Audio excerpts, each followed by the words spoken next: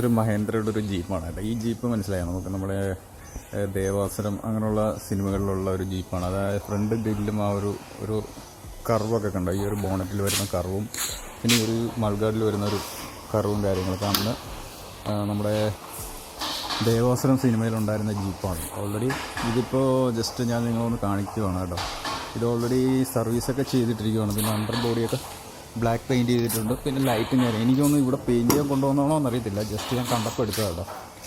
ഈ ഒരു ഗ്ലാസും കാര്യങ്ങളൊക്കെ ഓപ്പൺ ചെയ്യാവുന്ന രീതിയിലുള്ള ഗ്ലാസും കാര്യങ്ങളൊക്കെയാണ്. അതേപോലെ നമുക്ക് ഇവിടെ ഒരു ചെറിയൊരു അഡ്ജസ്റ്റ്മെൻ്റൊക്കെ ഉണ്ട്. ഇങ്ങനെ തിരിച്ചു കഴിഞ്ഞാൽ കണ്ടോ, അങ്ങോട്ടും ഇങ്ങോട്ടും തിരിക്കുമ്പോൾ ഇത് ക്ലോസ് ആവും. പിന്നെ അതേപോലെ നമ്മൾ അകത്തേക്ക് വരുവാണെങ്കിലും ഈ ഒരു ഡാഷ്ബോർഡിൻ്റെ മറ്റേ കവറും കാര്യങ്ങളൊന്നുമില്ല. പിന്നെ നമുക്ക് ഇതിൻ്റെ അകത്തോട്ട് ജസ്റ്റ് ഒന്ന് കയറുവാണെങ്കിലും ഈ പ്ലാറ്റ്ഫോമൊക്കെ പുതിയത് വെച്ചവിടെയല്ല, തുരുമ്പും കാര്യങ്ങളൊക്കെ ആയിരുന്നു.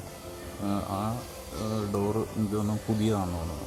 പിന്നെ ഇവിടെയൊക്കെ ഹെഡ് റെസ്റ്റൊക്കെ അന്നിട്ടുള്ളതാണെന്ന് തോന്നുന്നു. പിന്നെ നമ്മുടെ ഈ ഒരു ഗ്രില്ലും കാര്യങ്ങളും, പിന്നെ ഈ ഒരു പാർട്ടൊക്കെ നമ്മൾ രണ്ടാമത് ചെയ്തതാണെന്ന് തോന്നുന്നത്. കണ്ടോ, ഈ ഒരു പാർട്ടൊക്കെ രണ്ടാമത് ചെയ്തതാണ്. അതേപോലെ തന്നെ നമ്മുടെ ഈ ഒരു സംഭവം രണ്ടാമത് ചെയ്തത്. ഇത് ഒത്തിരി തുരുമ്പും കാര്യങ്ങളൊക്കെയാണ്. എനിക്ക് തോന്നുന്നത് ഇത് പെയിൻറ്റിങ്ങിനുള്ളതാണോ എന്ന് അറിയത്തില്ല കേട്ടോ. ജസ്റ്റ് ഞാൻ കണ്ടപ്പോൾ ഞാൻ എടുക്കുന്നേ ഉള്ളൂ. ജസ്റ്റ് ഈ ഒരു വണ്ടി ജസ്റ്റ് നിങ്ങളൊന്ന് കാണിക്കാമെന്ന് വിചാരിച്ച് ചുമ്മാ ഒന്ന് എടുത്തതാണ്. ഒരു റിവ്യൂ ആയിട്ട് കരുതണ്ട. അത് ജസ്റ്റ് ഒരു പെയിൻറ്റിങ്ങിന് മുമ്പുള്ളൊരു വണ്ടി. ഇത് കാണിക്കാൻ പറ്റുമോ എന്നറിയത്തില്ല. എന്ന് വെച്ചാൽ ഇത് വാഷിങ്ങിന് വേണ്ടി വന്നതാണ്. നമ്മൾ ഈ ഒരു വർക്ക്ഷോപ്പിൽ ചെയ്യുന്ന സ്ഥലത്ത് പെയിൻറ്റിങ് ഇല്ലെന്നാണ് അവർ പറഞ്ഞത്. അപ്പോൾ എനിക്കൊന്ന് വാഷിങ്ങിനായിട്ട് കൊണ്ടുവന്നതായിരിക്കും. ഈ ഒരു ഡോർ പാഡ് പുതിയതാണ്, ഇത് പുതിയതാണ്.